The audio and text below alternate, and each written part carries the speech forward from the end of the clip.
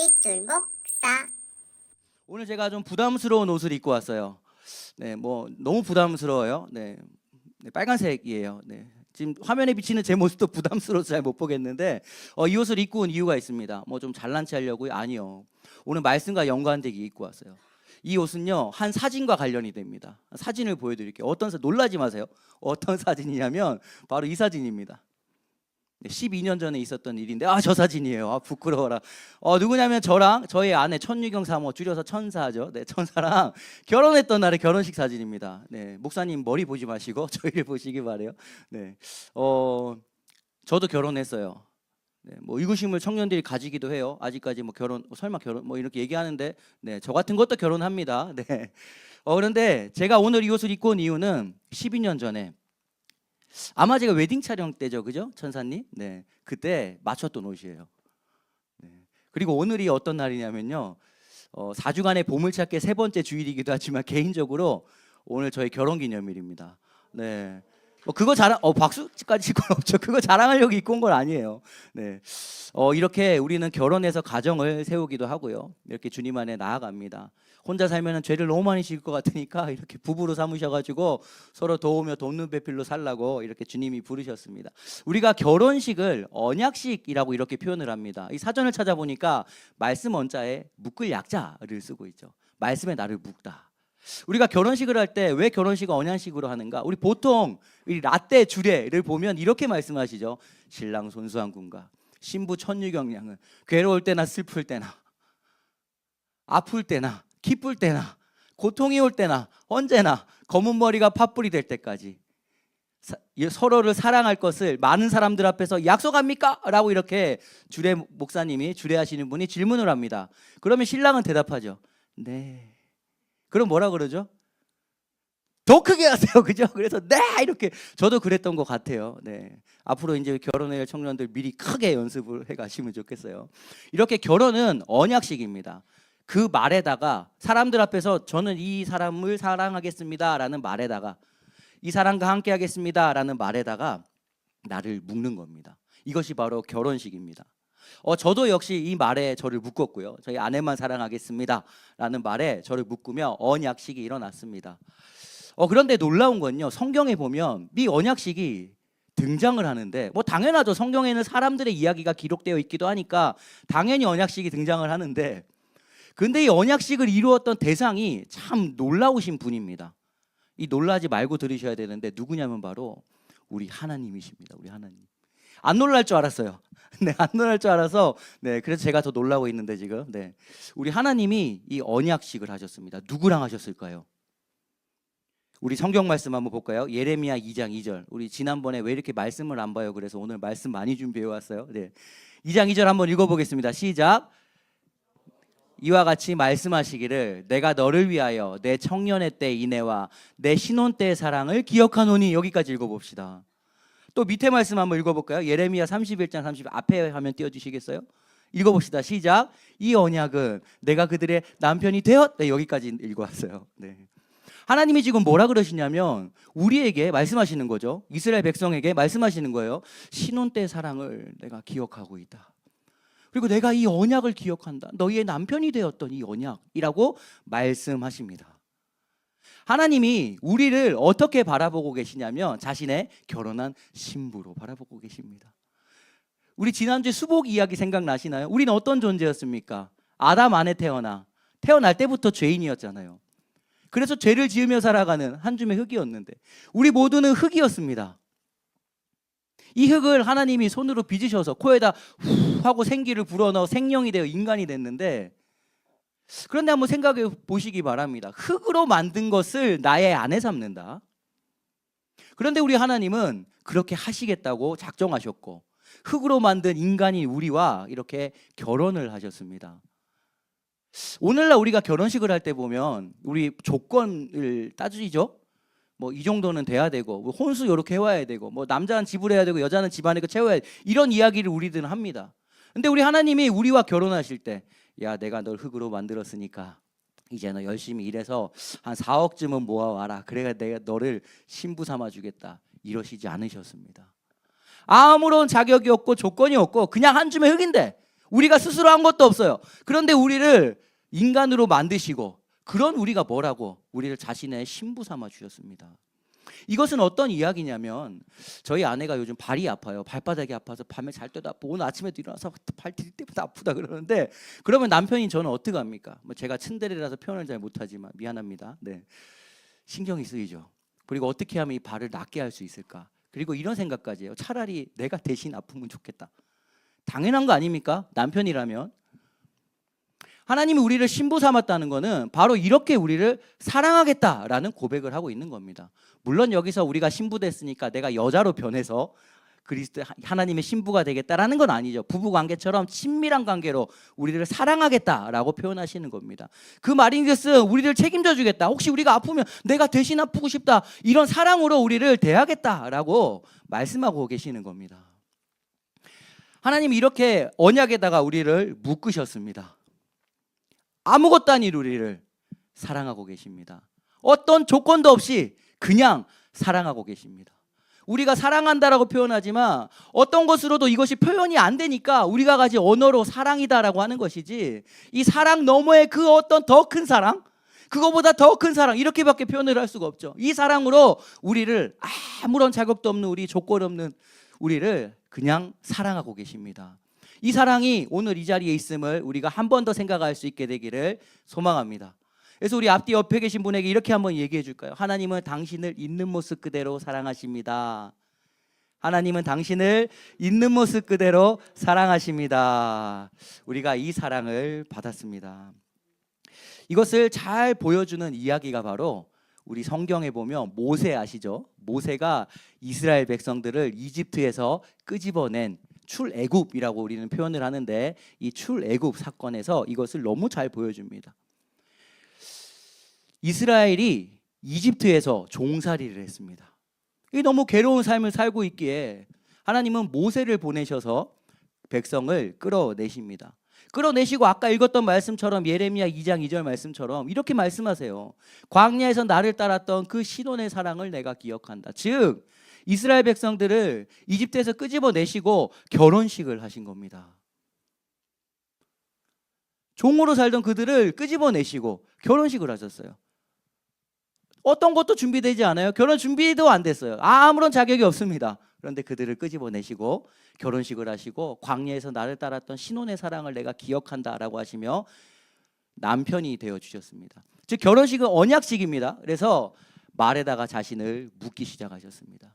제가 오늘 이렇게 말에 자신을 묶었던 한 커플의 이 결혼 서약서를 가지고 왔는데요. 한번 좀 볼까요? 어떻게 자신을 묶었냐면 이렇게 이야기를 남편이 이렇게 고백을 했어요. 우리 교회 성도님 중에 한 분입니다. 어떻게 고백을 했냐면 아내가 슬퍼하고 힘든 일이 있을 때 맛있는 음식을 사주겠습니다. 네. 결혼 서약서 첫 번째가 맛있는 음식 이야기예요. 네. 그리고 아내는 이렇게 고백을 합니다. 바쁘고 지치더라도 일주일에 2번 건강을 위해 운동을 하겠습니다. 너무 귀엽지 않나요? 여러분들의 결혼식을 한번 생각해 보시기 바랍니다. 또 남편이 이렇게 얘기해요. 빨래나 설거지거리가 나오면 즉시 처리하도록 하겠습니다. 아내는 이렇게 얘기했어요. 요리 후에는 가스밸브를 잘 잠그고 콘센트와 보일러를 잘 끄겠습니다. 아주 현실적이죠. 네, 이 커플이 누구냐면 바로 김종서, 박예은 커플입니다. 네, 양해를 바라고 저를 얻어왔어요 제가. 네, 저거밖에 없어서 이걸 공개했지만 여러분도 이 서약을 다 했을 겁니다. 지금 저렇게 잘 살고 있을 거라고 생각이 돼요. 네, 저 말에다가 나를 묶는 것 이것이 바로 언약식 결혼식입니다. 그럼 하나님이 이스라엘 백성을 끌어내서 결혼식을 하고 내가 신혼의 사랑 너희의 남편이 됐다라고 하시면 하나님 역시 언약 말에다가 자신을 묶으셔야죠. 신명기에 이렇게 말씀합니다. 우리 한번 읽어볼까요? 신명기 4장 13절 말씀입니다. 시작. 여호와께서 그의 언약을 너희에게 반포하시고 그 십계명의 두 돌판에 친히 쓰신 것이라. 하나님이 우리의 남편이 되시는데 그냥 나 너희의 남편이야? 라고만 하시지 않고 정말 언약을 맺어주셨어요. 그래서 우리는 하나님을 언약의 하나님이라고 부릅니다. 언약을 맺으시면서 나 이렇게 할게 라고 결혼식에서 서약을 하듯이 그 서약한 내용을 두 돌판에다가 친히 손으로 써주셨습니다. 하나님은 생명이세요. 하나님은 빛이세요. 우리 지난주 수복 이야기 생각나시죠? 지난번에 생명이신 그분이 아무것도 아닌 한 줌의 흙인 우리와 결혼하시고 언약에다 자신을 묶으시면서 이제 나의 생명을 너에게 줄게, 나의 빚을 너에게 줄게 하시면서 우리를 곁에 두시고 우리를 이렇게 사랑하십니다. 우린 그런 자격이 없는데요. 이렇게 사랑하십니다. 이 사랑이 오늘 이곳에 있음을 우리가 다시 한번 생각하면 좋겠습니다. 그럼 그 언약, 하나님이 어떤 언약에 우리를 묶었는지 한번 살펴볼까요? 십계명, 결혼식에서 신랑이 딱 써준 이 십계명. 우리 첫 번째 계명이 어떤 계명입니까? 출애굽기 20장 3절에 이렇게 말씀하십니다. 한번 읽어봅시다. 시작. 너는 나 외에는 다른 신들을 내게 두지 말라. 저게 딱딱하게 번역을 해놔서 그래요. 원문을 밑에다 적어놨는데요. 저걸 직역을 하면 이런 뜻입니다. 내 얼굴과 네 얼굴 사이에, 순서는 좀 다를 수 있어요. 네 얼굴과 내 얼굴 사이에 다른 어떤 것도 없으면 좋겠다. 저의 사랑의 마음을 조금 더 담아 제 식으로 번역하면 이런 거예요. 베이비, 너와 나 사이에 다른 거 없이 나만 바라봐줘. 하나님이 손으로 결혼하면서 언약을 맺으시고요, 직접 써주신 첫 번째 계명이 뭐냐면 나만 바라봐줘예요. 남편이니까 당연한 거 아닌가요? 근데 우리가 뭐라고요? 근데 하나님이 이 언약에다 자신을 묶으면서 나도 너만 바라볼게, 나도 너만 사랑할게 라고 약속을 하고 계신 겁니다. 그럼 이렇게 한번 생각해 봅시다. 옆집 아줌마가 그래요. 저희 아내에게 이렇게 얘기한다 생각해 봅시다. 자기야, 자기 남편 진짜 이상하다. 왜 자기만 사랑하래? 너무 독단적 아니야? 너무 이기적 아니야? 아니, 남편이 됐으면서 자기만 사랑하라고 그럼 돼? 다른 남자도 만나야지. 이 말이 맞는 걸까요? 아니죠. 결혼하면 당연히 남편은 아내에게 나만 사랑해줘, 아내 남편에게 나만 사랑해줘 하는 것이 당연합니다. 지극히 정상적인 거예요. 사랑한다면 그래야죠. 그런데 우리는 가끔 이 사랑이 우리에게 있는데, 와, 하나님 진짜 너무 독단적이야. 어떻게 자기만 신이래? 뭐 자기만 믿으래?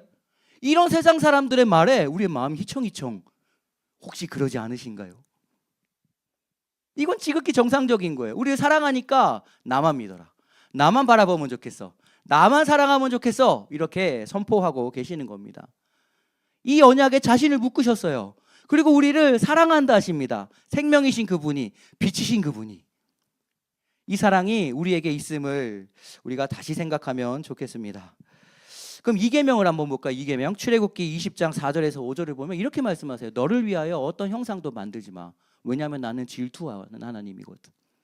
저게 무엇을 이야기할까요? 원어를 직역하면 이런 뜻이더, 네 마음에 다른 거 두지 마. 너 마음에 다른 남자 두지 마. 나 질투나. 하나님이 이렇게 우리에게 사랑의 고백을 하고 계십니다. 이 언약에 자신을 묶으시며 우리의 남편이 되어주셨어요. 당연한 거 아니에요?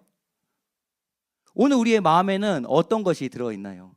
오늘 일부 예배 때는 새신자가 없으니까 우리가 이렇게 좀 도전을 하고 싶은데요.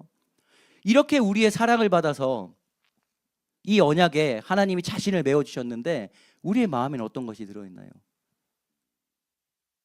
이 말을 하시는 분은, 이 말에 자신을 묶으셨다는 것은 나도 내 마음에 너만 둘게 라는 고백을 하고 계시는 겁니다.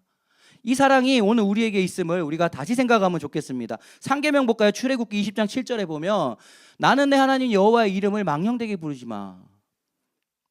이게 이런 거예요.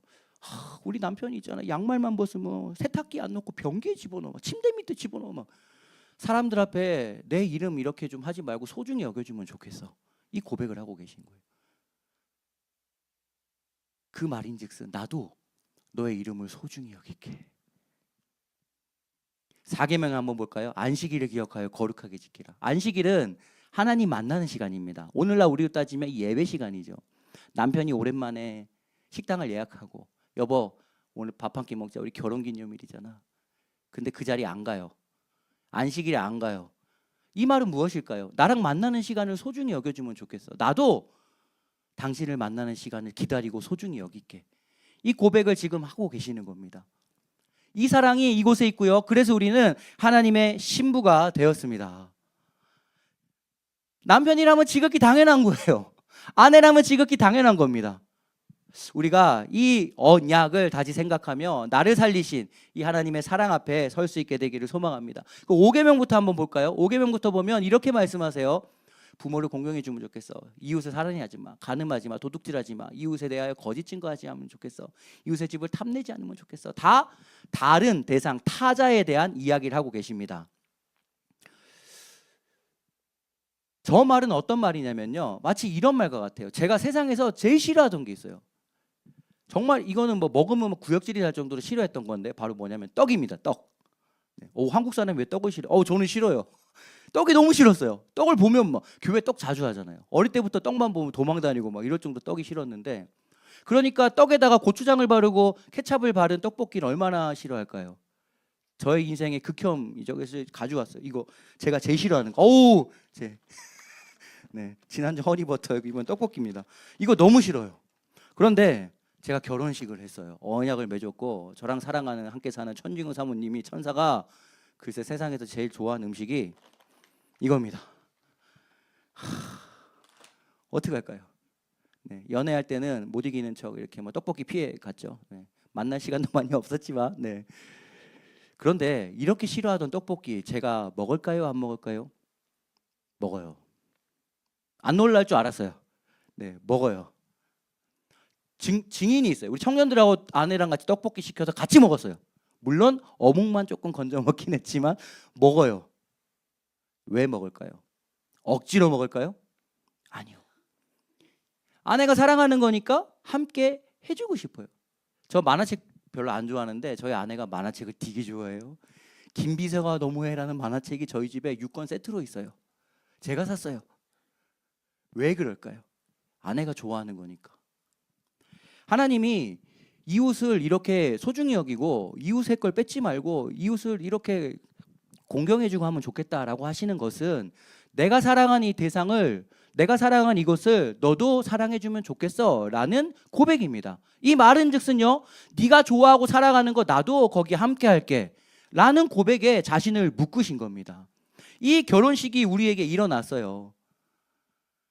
남편이 지극히 아내에게 나만 사랑해줘 하는 건 당연한 건데, 우리는 왜 세상 사람들의 이야기에, 독단적인 신, 유일신, 왜 이 이야기에 우리는 마음이 휘청되고 마음이 힘들까요? 아무것도 아닌 우리를 자신의 신부 삼아주신 이 사랑 앞에 우리가 서게 되기를 소망합니다. 우리 언약을 맺었던 우리 종서 형제, 예은자매 가정의 모습을 한번 볼까요? 아까 첫 번째 언약이 어떤 거였죠? 아내가 슬퍼하고 힘든 일이 있을 때 맛있는 음식을 사주겠습니다. 왜 이 고백을 했을까요? 예은자매가 맛있는 음식을 좋아하거든요. 종서 형제한테 이렇게 얘기합니다. 바쁘고 지치더라도 일주일에 2번 건강을 위해 운동하겠습니다. 왜 아내가 이 고백을 했을까요? 남편이 운동을 좋아하진 않겠지만 운동을 하고 싶어 하거든요. 이것이 바로 사랑의 모습 아닐까요? 하나님이 사랑하는 그 대상을 내가 사랑하는 거. 우리가 그리스도의 신부가, 하나님의 신부가 되었다면, 내가 이 사랑받은 게 이제 안다면 하나님이 사랑하는 그들을 나도 좋아하고 사랑하게 되는 것이 지극히 당연하여져 가게 되지 않겠습니까? 우리가 오늘 이 말씀 앞에서 다시 나를 사랑하신 이 사랑을 깊이 생각해 볼 수 있는 그런 오늘 하루가 되기를 소망합니다. 그런데 중요한 건 이거예요. 이 결혼이 깨어졌어요. 아무것도 아닌 한 줌의 흙을 신부 삼아놨는데 글쎄 이 결혼이 왜 깨어졌는가? 신랑이 그냥 이거 안 되겠다, 이 흙이랑 같이 못 살겠다 하고 내버려서 그런가? 아니에요. 왜 깨어졌냐면 이 신부가 바람을 폈습니다. 글쎄, 이 남편을 두고 신부가 바람을 폈어요. 첫 번째 계명이 뭐였습니까? 내 얼굴과 네 얼굴 사이에, 여보 나만 바라봐. 이 계명이 뭐였어요? 마음에 다른 남자 두지 마. 나 질투나. 나만 사랑해줘. 그런데 이 아내가 다른 것을 사랑하기 시작합니다. 그래서 결혼 관계가 깨어지게 됐어요. 저도 바람을 핀 적이 있습니다. 근데 죄송하지만 저희 아내도 바람을 핀 적이 있어요. 이제 큰일 났죠. 목사와 사모가 바람을 폈다 그러니까. 네. 너무 부끄러워요. 근데 오늘 이 자리에 그분이 계십니다. 오늘 모시고 왔어요. 제가 바람핀 대상은요, 좀 못생기긴 했어요. 머리도 이상하게 붓고 눈도 찢어지고. 저희 아내가 바람핀 그분은 이상한 모자를 쓰고 다니고 수염도 나 있어요. 한번 돌아보세요 주위에. 누구냐면 제가 모시고 왔어요. 여기 있습니다. 자, 제가 바람폈던 신사임당. 네, 저희 아내가 바람폈던 세종대왕님이십니다. 네, 죄송합니다 위인분들이요. 네. 돈이랑 바람을 폈습니다. 돈 말고 나만 바라봐줘 라고 외치는 그 사랑 앞에 아니요, 저는 돈이라는 남자 쫓아갈 거예요. 결국은 이 결혼 관계가 깨어졌습니다. 그럼 이렇게 생각해 봅시다. 아무것도 아닌 한 줌의 흙을 신부 삼아 놨는데 다른 남자, 돈, 명예, 권력, 제가 예전에 그랬죠. 666 인생, 화장실 6개, 에어백 6개, 6인용 식탁, 뭐 60평 아파트, 666 인생이 목표였어요. 이거 쫓아가겠다고 나를 신부 삼아준 하나님의 사랑을 버리고 그곳으로 막 향해 갔던 이 모습. 그러면 아무것도 아닌 한 줌의 흙을 신부 삼아 놨는데 그가 이 결혼을 깨고 도망갔으면 이 결혼 그냥 파기하면 되잖아요. 이혼해버리면 되잖아요. 버려버리면 됩니다. 다시 만들면 되죠, 흙으로. 그런데 놀랍게도 아무리 생각해도 설명이 안 되고 이해가 안 되는 일이 일어납니다. 이 바람핀 이 흙이 뭐라고? 하나님은 다시 결혼하려고, 다시 아내 삼으려고, 다시 언약하려고 난리를 치세요. 그래서 다시 불러다가 결혼식을 하십니다. 바람 폈던 건 기억도 안 할게. 내가 다 잊어버릴게. 나랑 다시 사랑하자. 이것을 위해서 하나님이 하신 한 가지 일이 있습니다. 첫 번째, 하나님이 결혼식을 하실 때 이 결혼의 서약으로 우리는 반지를 주잖아요. 당시에 반지를 줄 수가 없으니까 하나님이 한 가지 증표를 주신 게 있어요. 그게 뭐냐면 출애굽기 24장에 보면 하나님이 처음으로 이스라엘 백성들을 끌어내서 결혼식 하시며 광야에서 나를 따랐던 신혼의 사랑이라고 하실 때 그때 결혼식을 하시며 피로 혈서를 쓰셨어요. 피를 흘리셨습니다. 그 피가 뭐냐면 출애굽기 24장 5절에 보면 여호와께 소로 그 피를 가지고, 그리고 이것을 언약의 피다라고 성경이 보여주고 있습니다. 첫 번째 결혼할 때 결혼 증거로 이 결혼, 나 이 결혼에 이 말에 이 결혼의 언약에 나를 묻겠습니다라고 소를 잡아 피를 흘려 결혼을 증거했습니다. 근데 결혼이 깨어졌다고요. 하나님이 가만히 생각해 보니까 와, 이거 다시 이들을 사랑해서 아내로 삼아도 또 깨어질 수도 있지 않을까. 이번에는 아예 깨어지지 못하도록, 생명이 나를 떠나면 저들은 생명이 없는 상태, 무생명, 사망의 상태이기에 나와 영원히 생명을 누리게 하시고자 이번에는 다른 피로, 아예 깨어질 수 없는 피로 결혼식을 다시 맺으셨습니다. 그 피가 뭐냐면 마태복음 26장에 보면요, 이 땅에 오신 예수님이 이렇게 말씀하세요. 이 잔을 받아 먹으라. 이것은 십자가에서 너희를 위해 흘리는 나의 피, 곧 언약의 피다. 하나님은 다시 이런 바람 펴서 생명을 떠나 사망밖에 없던 이런 한 줌의 흙을 다시 자기 안에 삼으려고, 이럴 필요가 없는데, 아무리 생각해도 이해가 안 되는데, 그래서 사랑라는 것으로밖에 표현이 안 되는 이 결혼을 하시려고 자신의 하나밖에 없는 아들 예수님을 이 땅에 보내셔서, 인간의 몸을 입고 보내셔서, 수복 이야기를 생각하세요. 죄가 없으신 그분이 죄를 담는 그릇이 되셔서 이 땅에 오셔서 모든 죄를 가지고 피를 흘리며 십자가에 죽으셨고 죄의 나라에서 탈출하여 생명의 나라를 옮기셨기에 우리는 하나님의 신부가 다시 되었습니다. 다시 결혼하려고 이 피를 이렇게 흘려주셨어요. 누구의 피요? 하나님의 아들 예수님의 피요. 우리가 뭐라고요? 하나님이 이렇게 우리를 사랑하고 계세요. 그러면 다시 결혼식이 아니면 결혼식이 언약식이잖아요. 다시 언약을 맺어야죠. 그 이번에도 또 십계명을 써주셨을까요? 첫 번째 깨어진 그 십계명을 다시 써주셨을까요? 하나님이 생각해 보시건대 와, 돌에다 쓰면 또 깨어지겠다. 이번에는 다른 방법을 쓰십니다. 오늘 본문 말씀인데요, 예레미야 31장 31절부터 한번 읽어봅시다.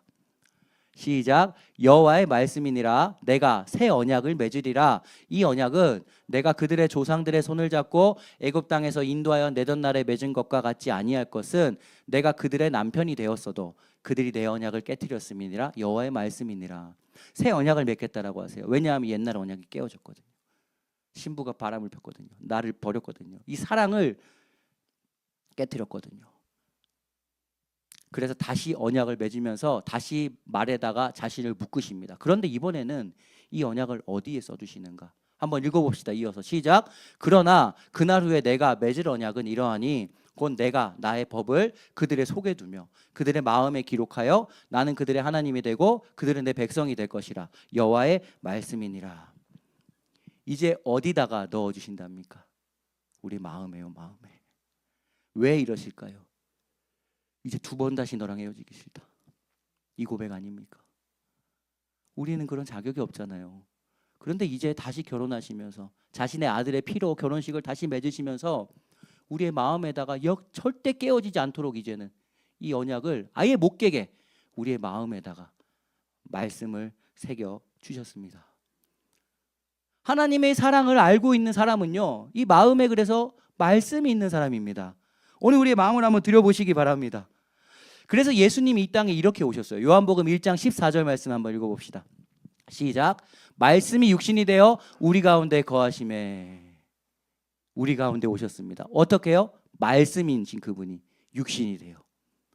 예수님을 믿는 자는요, 마음에 그래서 말씀이 있는 자입니다. 우리 가운데 저게 어몽어스죠. 우리 요즘 아이들이 좋아하는 게임이죠. 예수님은 이렇게 우리에게 어몽어스 하셔서 우리 마음에 이 언약의 말씀으로 찾아오셨습니다. 이제 우리 속에 말씀을 주시고 주시는 그 말씀에 스스로를 묶으세요. 즉, 이 말씀이 있다면 결혼의 증거가 있는 겁니다. 우리는 마음에 말씀을 담을 수가 없는 존재예요. 우리가 뭐라고요? 한 줌의 흙으로 살다 그냥 죽어버려야 될 존재인데, 그런데 우리를 다시 신부 삼으시고 마음에 말씀을 주신 이 사랑이 우리에게 있습니다. 그런데 더 놀라운 건 이겁니다. 역대상 28장 2절에 보면 다윗이 이런 말을 합니다. 한번 읽어볼까요? 시작. 이에 다윗 왕이 일어서서 이르되 나는 여호와의 언약궤 곧 우리 하나님의 발판을. 여호와의 언약궤 곧 우리 하나님의 발판을. 하나님이 이 말씀을 우리에게 주시면서 여기다가 자신을 묶으셨는데, 이것을 과거에 첫 번째 결혼에 어떻게 하셨냐면, 이거 너무 소중하니까 이 말 준 거 이 2돌판 그냥 두지 말고 상자를 만들어, 궤를 만들어서 거기다가 이 언약을 넣어놓으면 좋겠어. 그래서 상자에다가, 뭐 똑같진 않지만요, 상자에다가 이 말을 주신 하나님이 묶으신 언약을 집어넣습니다. 그래서 언약이 들어간 상자기에 언약궤라고 부르는 거죠. 그런데 다윗이 지금 뭐라고 말을 하냐면, 이 언약궤, 즉 하나님의 발판을 봉헌하고 싶어라고 고백을 합니다. 즉 이 언약궤는 하나님이 어떻게 계시다는 겁니까? 이 위에 앉아 계시다는 거예요.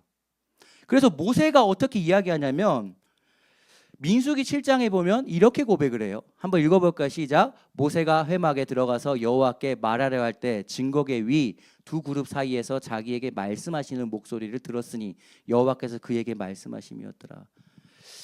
결혼 증거인 언약궤 위에서 말씀하시는, 증거궤 위에서 말씀하신 하나님의 음성을 들었습니다. 하나님이 어디 계시다는 겁니까? 이 위에 앉아 계시다는 거예요. 이 결혼이 얼마나 좋은지, 이 사랑이 얼마나 좋은지, 내가 묶은 언약, 그것이 담긴 그 상자 위에 내가 앉아 있겠다라고 말씀하고 계시는 겁니다. 자, 그렇다면 예수님의 피로 말미암아 새 언약으로 우리 마음에 말씀을 새겨 주셨습니다. 그러면 이 언약궤는 우리 마음이 되는 거죠. 그럼 우리 속에 이 새겨 주신 말씀이 있다. 그러면 하나님이 어디 계시다는 겁니까? 내 마음에 앉아 계시다는 거예요. 이거 우리는 임재라고 표현을 하죠. 하나님은 생명이세요. 하나님은 빛이십니다. 생명이 있으면 어둠은 떠나가. 어둠은 실체가 없잖아요. 빛이 오면 어둠은 물러갑니다. 어둠은 실체가 없어요. 죽음도 실체가 없죠. 생명이 없는 상태일 뿐이죠. 하나님은 생명이고 빛이십니다. 그분이 나와 결혼하며 맺은 이 언약을 내 마음에 넣고 그 위에 앉아 계시겠대요. 내가 뭐라고요? 우리가 뭐라고요? 그렇다면 하나님의 이 사랑을 가지고, 이 사랑을 알고 이 마음에 말씀이 있는 자는 내가 가는 곳에는 하나님이 함께 앉아서 가시니 어둠이 떠나갈 것이고 빛이 임하게 될 것이고 생명이 임하게 돼서 사망이 물러가게 될 것입니다. 나 때문이 아니라 이 언약에 스스로 자신을 묶으시고 여기 앉아 계신 하나님의 사랑 때문에 우리는 이런 하나님의 신부가 된 자입니다. 우리 마음은 이제 그래서 언약궤입니다. 그런데 오늘 우리의 마음에 무엇을 담고 계신가요? 여러분의 마음의 상자의 뚜껑을 한번 열어보시기 바랍니다. 무엇이 들어있나요? 꺼내봤더니 이런 것들요. 세상을 살 때 필요하지만 이것이 마음에 들어가면 안 되죠. 우리 마음에는 나를 다시 사랑해서 신부 삼아주신 하나님의 말씀이 들어가야 합니다. 이렇게 한번 생각을 해봅시다. 우리 신갈 분기점, 우리 얼마 전에도 한번 또 나눴던 묵상의 말씀인데요. 우리 영동 고속들 타고 우리 강원도로 가다 보면 신갈 분기점이 나와요. 그럼 거기 보면 이렇게 표지판이 나옵니다. 그죠? 서울 방향, 대전 방향. 근데 방향이 똑같아요. 네, 한 곳으로 빠져야 돼요.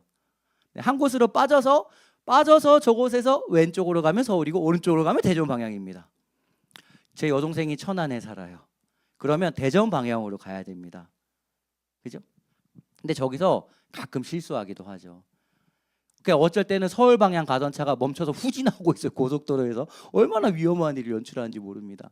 그럼 이렇게 한번 생각해 봅시다. 서울로 가야 되는 버스가 있는데 이 부산 방향으로 길을 잘못 들었습니다.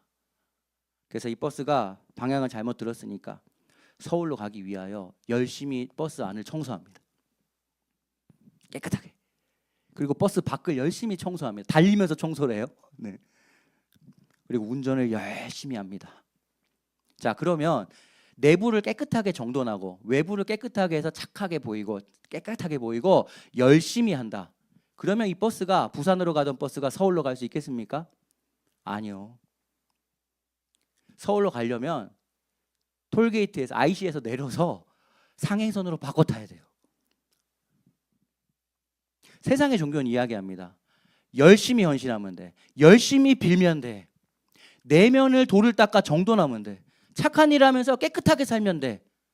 그러면 방향이 바뀔 거야. 그런데 이 버스는 아무리 해도 방향이 바뀌지 않습니다. 아무리 열심히 달려도 목적지는 부산입니다. 그런데 하나님은 이런 버스를, 이런 우리를 찾아오셔서 그 길에서 끄집어내어 주신 겁니다. 도로비를 지불해야 돼요. 우린 지불할 능력이 없어요. 죄의 삭신 사망이잖아요. 그것을 자신의 외아들 예수님의 피로 지불해 주신 거예요. 십자가에서. 그리고 우리를 다시 이제 상행선으로 옮겨 주셔서 서울 가는 방향으로 갖다 놓으신 겁니다. 우리가 한 게 있나요? 우리가 한 거 하나밖에 없어요. 바람 펴서 서울 가야 될 게 부산 간 거. 부산이라는 돈 쫓아가고 명예 쫓아가고 권력 쫓아갔던 거. 사망이지도 모르고 하나님을 반대하여 달려갔던 거. 신랑을 버렸던 거밖에 없습니다. 그런데 그런 우리를 위해 예수님 피값을 주시고 서울로 옮겨 놓으셨어요. 이것을 우리는 은혜라고 얘기하죠. 선물로 받은 겁니다. 우리가 한 건 아무것도 없어요. 이 근간에는 이해가 되지 않아서 우리 표현으로 사랑이라고 표현하는 겁니다. 이 사랑을 우리가 받았습니다. 그러면 이제 어떻게 해야 될까요? 이정표대로 서울 가면 되죠. 근데 천안을 지나왔네요. 북수원을 지났네요. 생각납니다. 아, 그때 먹었던 천안 상거리 휴게소의 호두 과자가 생각나요. 그래서 차를 돌려야 되겠다. 역주행! 고속도로 달리다가 역주행! 그러면 차 안에 탄 사람들, 함께 그 길을 가는 사람들 모두 다 아슬아슬 위험한 상황이 연출되고 사고가 날 수도 있습니다. 우리가 이 사랑을 받아 서울로 가는 방향으로 옮겨놨으며 이제는 마음에 심어준 이 언약에 자신을 묶은 말씀의 이정표대로 나아간다면 우리는 안전하게 서울에 도착할 겁니다. 그런데 이 은혜와 사랑을 받았고 선물을 받았음에도 불구하고 다시 역주행을 해서 호두과자 때문에, 돈 때문에, 먹고 사는 것 때문에 뒤로 돌아간다니요. 얼마나 위험한 일입니까? 우리가 오늘 이 말씀 앞에서 나를 이렇게 서울 방향으로 다시 인도해 주신, 나를 다시 신부 삼아 주신 이 사랑 앞에 우리가 설 수 있게 되기를 소망합니다. 아무것도 아니었어요. 그런데 죄를 짓고 죄인으로 태어나 사망밖에 없던 우리였어요. 그런 우리를 오늘 신부 삼아 주셔서 다시 사랑한다 외치는 이 사랑. 그렇다면 이제 우리 마음에 새겨준 말씀대로 이정표를 따라가고 그리고 나의 신랑인 하나님이 사랑하는 이웃들을 품으며 떡볶이 나도 먹을 수 있어. 우리의 심장 안에 하나님이 새겨준 말씀이 있고 우리의 심장에 하나님이 사랑하는 그 대상 떡볶이가 있는 떡볶이 심장으로 살아가야 되지 않겠습니까? 왜 복음입니까? 라는 질문 앞에 우리 수복이 이야기로 지난번에는 복음이 해답이니까요. 지하철 이야기로 해답인 복음을 나눴습니다. 오늘 왜 복음입니까? 질문 앞에 우린 이렇게 대답할 수밖에 없습니다. 복음이 나를 다시 살리니까요. 왜 복음입니까? 복음이 나를 다시 살리니까요. 이 복음이 없이는 우리는 무슨 짓을 해도 결국은 사망으로 가게 되니까요. 그런데 이 복음이 우리를 다시 살리니까요. 서울로 가게 하니까요. 우리가 4주간의 보물찾기를 지나며 다시 살리는 이 복음 앞에, 해답인 복음 앞에 다시 서서 우리의 마음을 점검하며 하나님이 사랑한 이웃을 품으며 우리가 그렇게 하나님 나라를 향해 신랑 하나님과 함께 달려가는 삶 살아가시지 않겠습니까? 역주행하지 마시고 함께 달리다 고개 돌면 옆에 집사님 계시고, 좀 달리다 고개 돌면 뒤에 우리 자녀가 따라오고, 우리가 이런 하나님 나라까지 가는 이런 결혼 생활 우리가 잘 이루어내서 우리 모두가 천국에서 발견되어지기를 우리 주 예수 그리스도 이름으로 축복합니다. 아멘. 우리 주신 말씀 붙들고 우리 함께 고백을 하면 좋겠습니다. 우리 불편하지 않으신 분들 자리에서 일어나서, 그래서 우리가 오늘 이 찬양으로 좀 먼저 고백하면 좋겠습니다. 사랑합니다 나의 예수님.